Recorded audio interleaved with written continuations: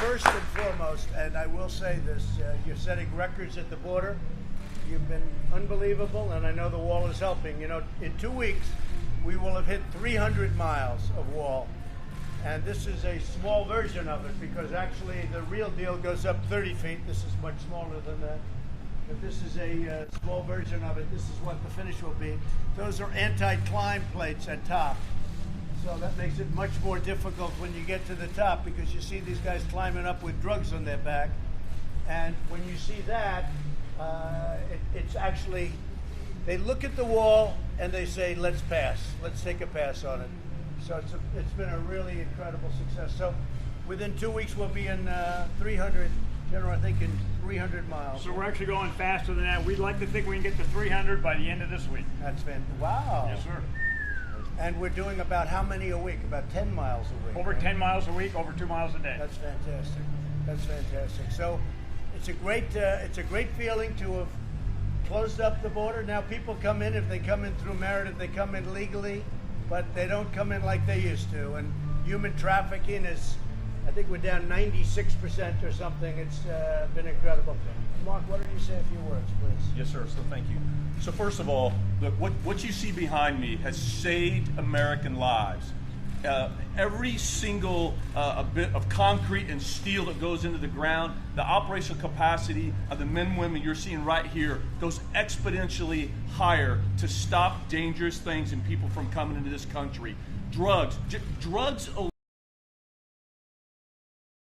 us shape the behavior of the cartels. It puts us in an offensive position, just like the president said. Because of that, this year to date, we've seized over 1 million pounds of drugs. Think about that. This year to date, 1 million pounds of drugs, and this wall is helping shape the behavior so that we can get better at doing that. We talk about criminals. We apprehend thousands of criminals every single year. Think about that. A lot of these individuals are violent criminals. Because of this wall, we're able to apprehend and stop these criminals from coming to this country, to repeat their offenses. We have fewer victims of United States citizens because of the wall, because of what this president has provided us. Let's talk about gangs. Every single year, we stop hundreds and hundreds of gangs from pouring into this country, like MS-13, whose motto is rape, kill, and control. That's their motto, rape, kill, and control. Just recently, wasn't that long ago, they used machetes to hack up their victims, and they actually leave them decapitated. That's what we're talking about when we're talking about what this tool provides us. And then, of course, illegal immigration. Even during the height of a global pandemic, illegal immigration continues. And they allow themselves to be put in stash houses that are unsanitary, unsafe. They're put in tractor trailers for days. I mean, it's COVID, it's like a COVID petri dish. But yet they're coming across. But because of the tools that we have, like this wall, we're able to stop the illegal entry of individuals that have COVID to protect our citizens of this country. And Mr. President, I can say I've been in law enforcement for over 30 years, my entire adult life. And I want to personally thank you. You absolutely understand the threats that we face along our borders. You understand that border security is national security. And what today represents is a tremendous achievement that shows our commitment and the president's commitment to do what he said he was going to do from the beginning. And that's everything that we can to give these men and women the tools that they need to safeguard the health, safety, and security of the American people. So on behalf of the Customs and Border Protection, Mr. President, I want to say thank you for your continued commitment. Not a bad job. That was not a bad job, Mark. Well, you've been my friend, and you've been with us from very early on, and we appreciate it. We've made a lot of progress. You know, you don't hear about the wall anymore because we won. When you win, if you're us, you never hear about it again. And we have page after page of achievement that you never hear of anymore. And people say, oh, let's not talk about Space Force, let's not talk about all of the things we've done. But the wall is something that probably was the most visible of all, and it's working so incredibly. 280 miles, a little more than that. And again, that'll be a great, whether it's next week or the week after, knowing the General will do it next week, but we'll be at that 300-mile mark. And the difference is like day and night. Number one, you can use a lot less people, so you can be doing other things, which is great, because once you have the wall, nobody gets through it. Additionally, the wall is equipped with various things. It's set up for cameras and all sorts of elements. You control a lot of things even from the air, so within the wall. Interestingly, if you look, this is steel, the exterior, but inside the steel is hardened concrete, very, very strong, heavy strength concrete. And inside the concrete is rebar. So you have steel, you have concrete, you have rebar, you have all different materials. So it's very, very hard to get through, very, very hard. And it made it actually much stronger than it would be even if it was steel. So inside concrete, inside that, what's called grade A hardened rebar, which is very hard to saw. You can't do it very easily. But I think it's going to be fantastic. And again, the big thing is that plate. That's a big deal. We had people they couldn't get over that. That was the thing that stopped them. They could get up to the plate, but once they got there was nothing to grab. So it's called anti-climb. It's been great. General, would you like to say something? I would, sir. And I think the amazing thing about this is it's part of a great team here. We enjoy working for DHS. Commissioner Morgan and his people and the agents standing next to here. Heroes. They're the ones we work with every single day. And the Corps of Engineers, again, we stay in concrete and steel, but our employees out in the Army Corps of Engineers are very, very dedicated to be able to make sure we can get this done.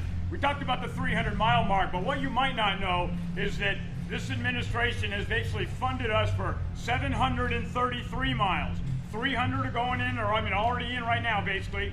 There's another 300 that are being built right now in all our other places across these 4 states. 49 different projects are all going in the ground, and then the last 133 are in design and acquisition. We're writing the contracts, we're designing it, but that's 733 miles that are paid for to be able to continue to execute. The things I would say, Mr. President, is that we want to continue to go out of our way to try to make sure we're taking care of the environment and mitigate any damage that's out there. We're also worried about the Native American tribes. We're worried about landowners. We want to do this the best way we can to achieve this objective. And we're just very, very proud and honored to be a part of this overall great team. Great job. Fantastic. As you know, we have some natural walls, so to speak. We have mountain areas. We have very, very rough areas that are virtually impossible to get by. We have the river itself. We have a river that's a rough river, a dangerous river, and you don't need walls at certain locations, but we have covered it, and this is something that's very special, very important. And I looked at the platform. I didn't see it, but I know they used to talk about it, that they would take down the wall if they got in. They would take it down. And one of the incredible things in terms, Mark, of timing is that because of the coronavirus, or whatever you want to call it, the China plague, call it whatever you want. China plague is more accurate. But because of what happened with this, Mexico is heavily infected, and it's stopping people from coming across. We put up 18 miles in San Diego as an example, right opposite Tijuana. And Tijuana is probably the worst place in South America in terms of the China virus. I think it is the worst place. And San Diego is not suffering at all because of it. And so it's an incredible thing that happened. So California is actually very happy that we built the wall. They don't say it publicly because they can't. It's not good politically for them, although I actually think it probably is good politically for them. So it's been an incredible success. Chad, do you want to say a couple of words? Absolutely. Let me again thank you for your leadership, Mr. President, on providing the resources to build over 450 miles of the new border wall system by the end of this calendar year. Never did we ever dream of that at the beginning of this administration, so thank you for that. Let me also say a lot of the procedures that we are putting in place today are having a real impact on applying a consequence to those that are entering the country illegally, those that are coming into the country without any legal right to be here. We put enough procedures in place that we are returning 90% of those individuals within 120 minutes today. It's a big accomplishment. And then let me just end by thanking you for your support for the men and women of law enforcement. DHS is the largest law enforcement agency in the country. We have over 60,000 law enforcement officers. And the dangerous push and policies that we see today, talking about defunding law enforcement and defunding police, are irresponsible. So I want to thank you for your support for the men and women of law enforcement, men and women that are standing to your left. Thank you for that as well. And we'll continue to do the mission of the department today, despite the types of criticisms that we receive. Well, a lot of people, even the media, frankly, they see what's happening, they see the numbers, and there hasn't been very much criticism, amazingly. would anybody have anything to say to the, we call them the fake news media, but we don't want to say that.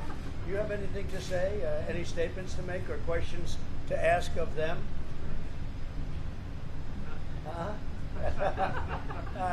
You're very smart. Okay, go ahead, please. Just on behalf of the men and women of CBP and all the law enforcement across the country, thank you for your support.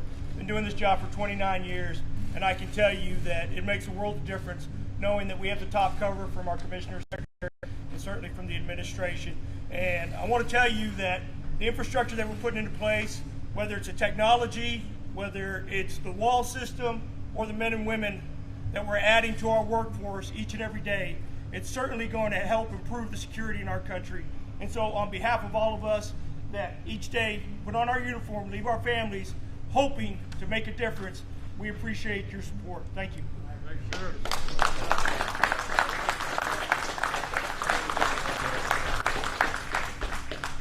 Do you have any questions? Secretary Wolf, that call Miles Taylor says that the White House liaison for DHS has been asked to dig up dirt on him. Is that true? I don't know anything about that. What I can tell you is I'm very disappointed in Mr. Taylor.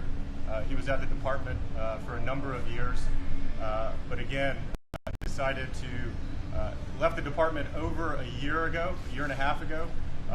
Left the department very praising the administration's policies, procedures, has said nothing since that time. In 70 days, roughly 70 days from election, has decided now to start talking. I think most reasonable Americans understand what that is all about. So very disappointed. And if I could add, I never met him, to the best of my knowledge. I never heard of him. I don't know who he is. I then said, when did he leave? And it was like a year and a half ago.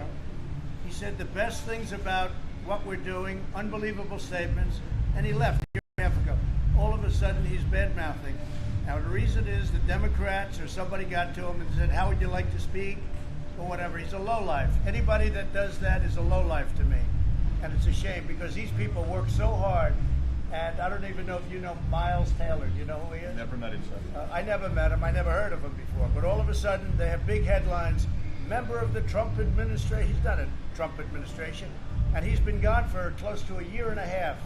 And I guess you met him or knew him a little bit. But he left, and we checked, said the greatest things. And all of a sudden, he says bad right before an election.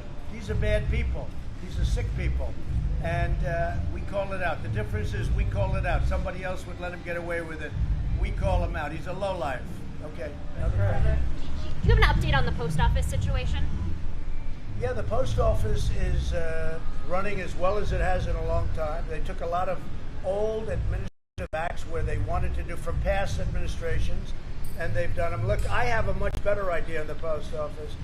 You raise the price per package by a number that it should be, so that instead of Amazon and these other companies making a fortune, including the fact that they pay virtually no tax, which is ridiculous and very unfair to regular stores, Amazon will pay for the cost of the post office. So now instead of losing tens of billions of dollars a year like it has been for 30, 40 years, Amazon should pay for it.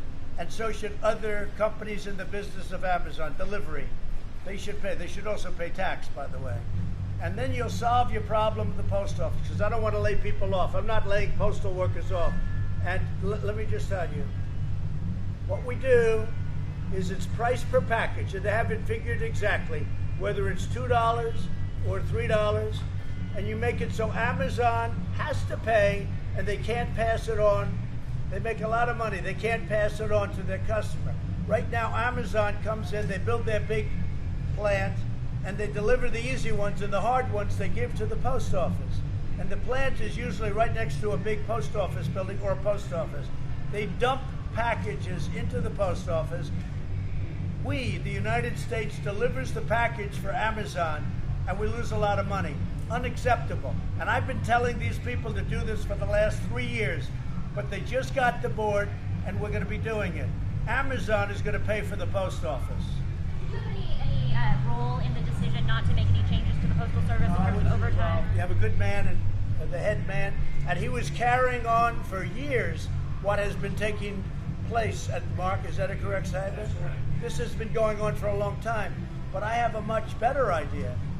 You get more per package, because the people that used to be there under the Obama administration, appointed by Obama, they never raised the prices on Amazon. So Amazon's paying an ancient price, and they shouldn't be. And they shouldn't be allowed to pass it on to their customer. They have to pay for it themselves. They make a fortune. So they've used the post office, and they've used it very smartly, very well. And I've known this for a period of time, but now you have a full board. And we should raise the price of packages Amazon has to pay, and we shouldn't get rid of any of our postal workers. I don't want to get rid of our postal workers.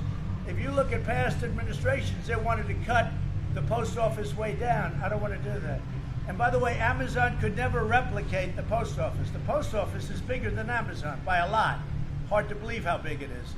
But it also loses billions and billions, lost $78 billion over a short period, like a 12-year period of time, something like that.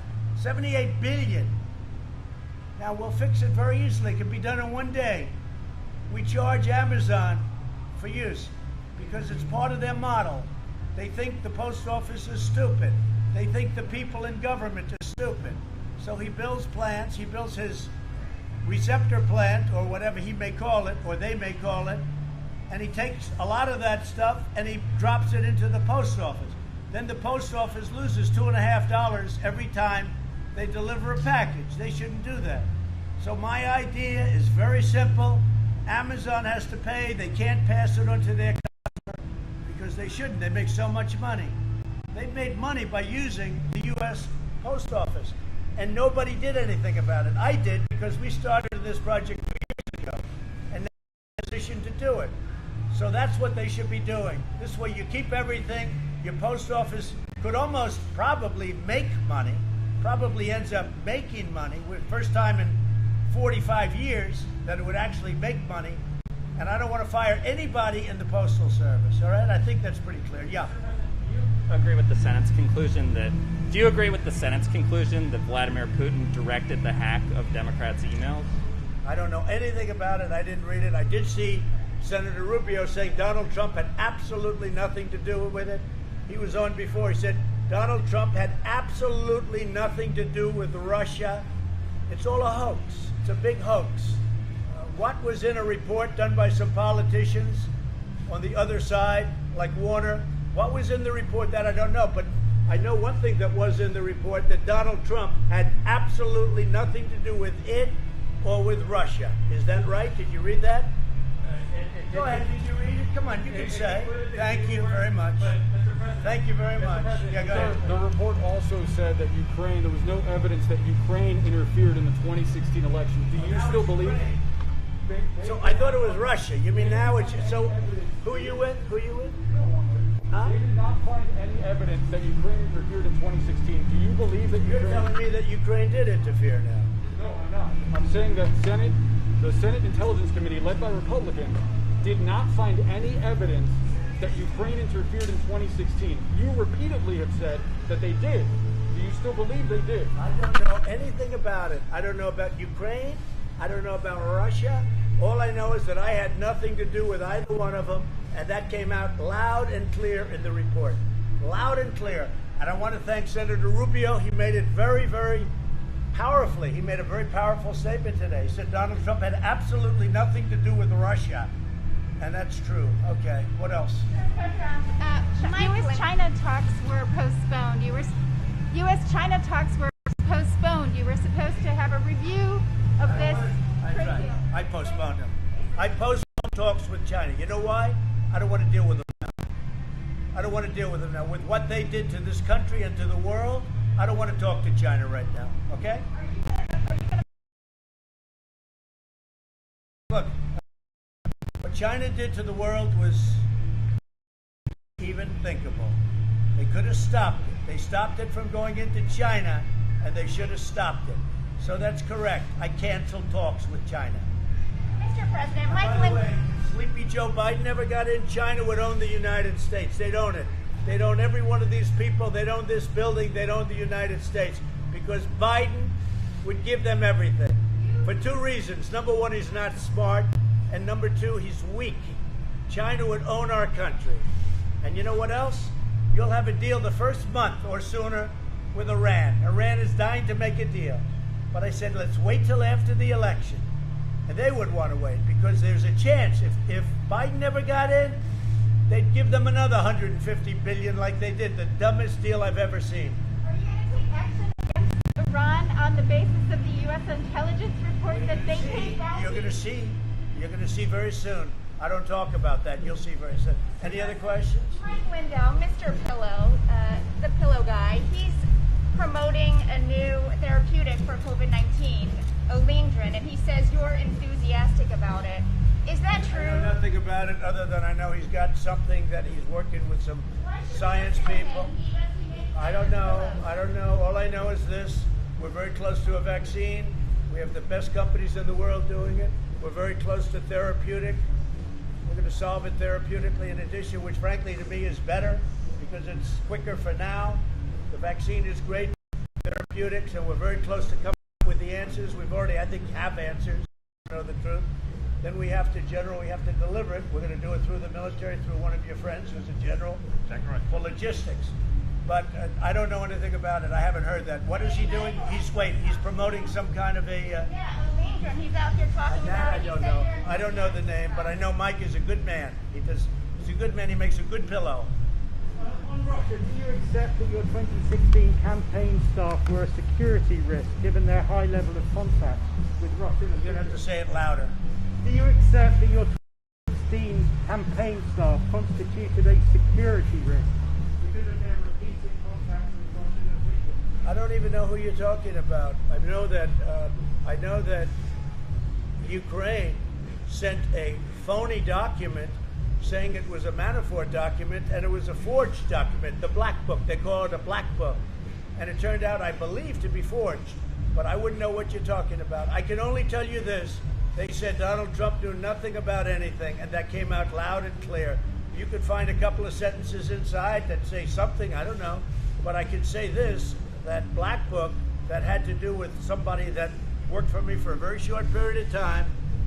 I think he's a good man. You want to know the truth? But I don't know. But I will say that the book, I think they said, was forged. It was a phony book. Just like everything else was phony with that whole deal. Look, we caught the Obama administration spying on our campaign. They spied on our campaign. That's treason. That's treason. If this were the other way around and it was Democrats instead of Republicans, it'd be many people would be in jail already. It's a disgrace that it's taking this long. We caught them spying on our campaign. Let's see what happens. We just last week, I guess they announced last week, that a very high-level person from the FBI was forging documents in order to make me look bad. All right? It's all about making me look bad.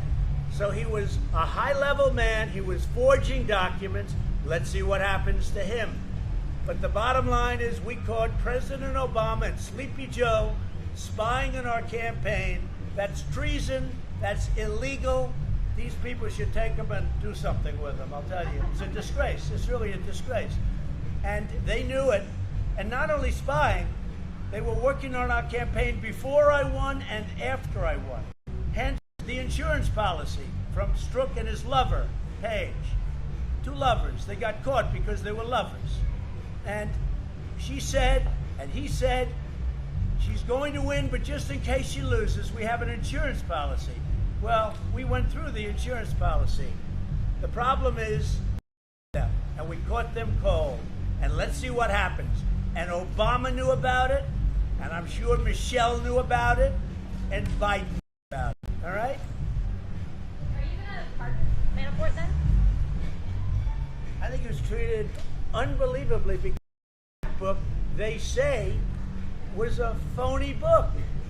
So we'll see what happens with him. We'll see. I'm very happy to have given a full and complete pardon to Susan B. Anthony. That was a great thing. I was very popular, too. That was a very good one. And I actually asked the other day, I said they were talking about Susan B. Anthony. And, you know, she did that for other people, and she didn't want herself included. She wasn't included in the pardon from many years ago. And I said, well, so she has a record? And They said, yeah, she has a record. I said, why can't we partner? They said, that's the coolest idea I've ever heard.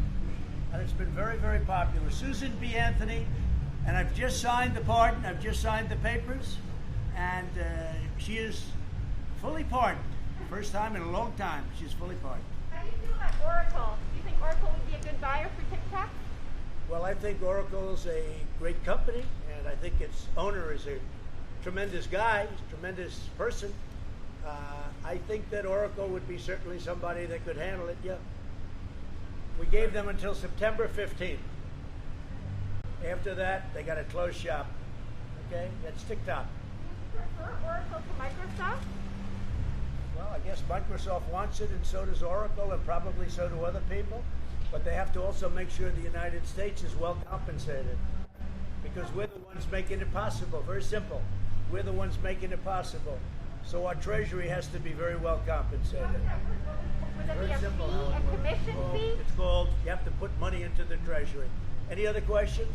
How are you going to make your convention a bit more lively than the Democratic one? Well, their ratings were very bad.